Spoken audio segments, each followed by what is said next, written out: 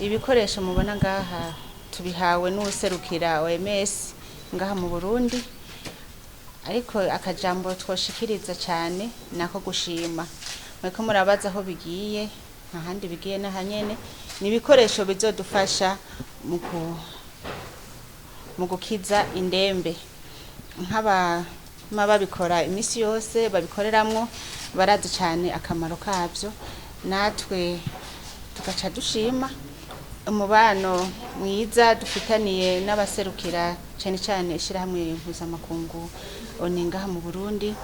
Hanyuma n'aba bose babituzaniye barabonye umugambi wa Fondation Mugiraneza ko twitayeho cyane cyane amagara y'abantu imbere y'ibindi, kuko amagara nuko tuma twabivuze niwo mushinge w'iterambere. Ugwaragurika ufise amagara atameze neza, iterambere naho oshika.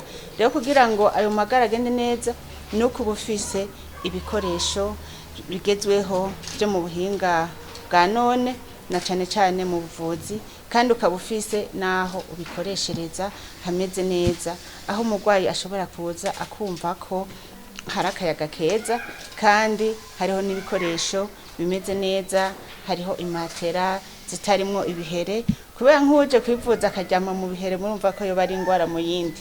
Rero turanezewe cyane kubona baduhaye n'imatera, baduha n'ibitanda, ibyo byose bizofasha mu kwakira neza abazoza bitura rino vuriro.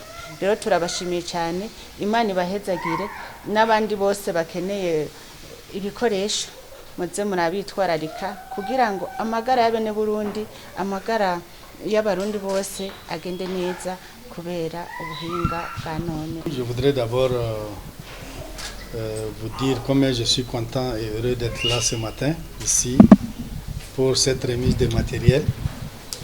Et vous avez demandé pourquoi nous avons fait cette remise ici.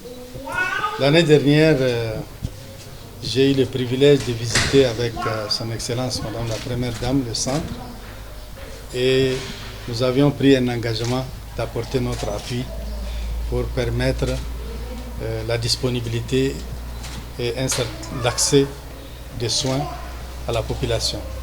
Donc c'est dans ce cadre qu'aujourd'hui nous sommes revenus pour apporter notre contribution, aussi modeste soit, à cet édifice-là.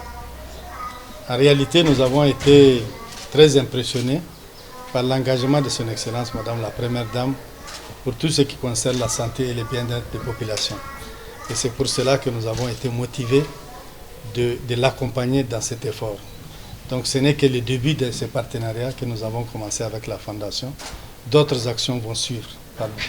Tout cela pour permettre en tout cas d'améliorer la santé et le bien-être des populations du Burundi.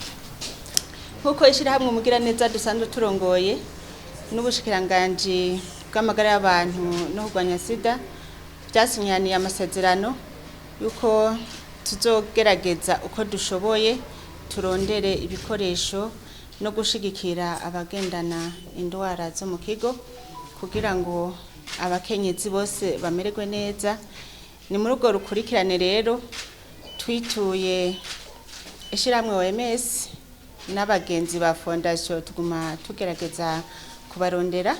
Murazi yuko bwa mbere aho haravurirwa hajya hirya ahantu hatoya cyane, turagerageza kwagura ikigo kugira ngo abakenyezi bagenzi bacu boroherwe kandi bagire amagara meza. Rero ni muri iyo ntumbero twazanye bino bikoresho twashikirijwe n'ishirahamwe mpuzamakungu rijejwe amagara y'abantu ngaha mu Burundi kugira baronke ibyo bazokoresha muri ca gisata cyo kubakora, kimwe bavuga mu gifaransa bloc opératoire. Ubundi basanzwe bikora mu nyubakwa z'ibitaro by'akarere ngaha bya Gitega, ariko n'ubundi bazoguma babandanya kubera byose ni by'ubushikiranganji bw'amagara y'abantu kandi n'iby'igihugu. Rero twashaka kubashikiriza icese bino bikoresho cyane cyane urongoye bino bitaro by'akarere ko ngaha Gitega. Si byo tubatije, ni byo tubahaye kandi bizokora ngaha. So kuvuga ngo bizoja biragenda no mu yandi mavuriro, ariko tubahaye muhagarikiwe n'abaserukira ubushikiranganje bw'amagara y'abantu twasinyiraniye amasezerano mu mwaka w'ibihumbi 2020 yuko tuzokorana neza ubushikiranganje bw'amagara y'abantu buzodushigikira mu buhinga natwe tuzoshigikira mu byo dushoboye kugira ngo amagara y'abenegihugu amererwe neza. Rero nkuko byadukoze ku mutima kuva tukibona abagendana indwara zo mu kigo, byaduhaye umuhamagaro wiyongereye ko dusanganwe kumva yuko ata muntu yoba acinyegeza ngo nuko agwaye indwara zo mu kigo, kandi byatumye twohamagarira umuntu wese yibona ko ico kimenyetso ko agwaye indwara yo mu kigo ntiyikumire aje habona kuko ni indwara ivugwa.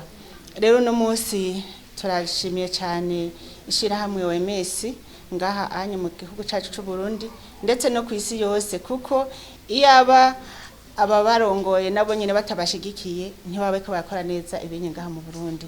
Muri rusange turashimiye OMS kandi turashimiye ndetse n'abamenyesha makuru mugenda muratangaza iyo nkuru yuko indwara yo mu kigo ivugwa kandi gakira. Duhamagariye abo bose bari muhira bazi ko bagwaye indwara kwitura bino bitaro, na cyane cyane ko turiko turaronka ibikoresho byo kubavura. Ntihazogire indwara yo mu kigo izosaba kuvuga ngaha mu Burundi ivuge ko ari indwara isanzwe, indwara ivugwa kandi gakira, kuko benshi tubifise ko mwitwarariko kugira ngo abene Burundi biteze imbere kandi bateze imbere n'igihugu cyacu kubwo amagara meza bariko bararondererwa, bariko baraharanirirwa. Rero tugaca duhamagarira n'abaganga ko bodufasha kugira abagwaye izo ndwara zo mu kigo bashike ngaha kwivuriro bavugwe. Murazi ko hariho za rusehabaniha udashoboye kuhashika yuko bomufasha koroherezwa. Twaca duhamagarira n'ababandi twita abaremesha kiyago kugira bakwiragire mu misozi barondere abagendana izo ndwara zo mu kigo. Twaca duhamagarira n'abagabo bahe kuza barakumira, kubera murazi yuko iyo umukenyezi umwigeme n'umusore mukuragana avuga ati nzogukunda ndagusonere ugwaye canke ukomeye mu mahigwe no mu marushwa. Rero suko vuga yuko mu marushwa canke agwaye aca kumirwa gace yitwa uwo mu kigo. Oya, nibamutabarize hakiri kare kugira ngo avugwe akore ibikorwa byo guteza imbere urugo no guteza imbere igihugu.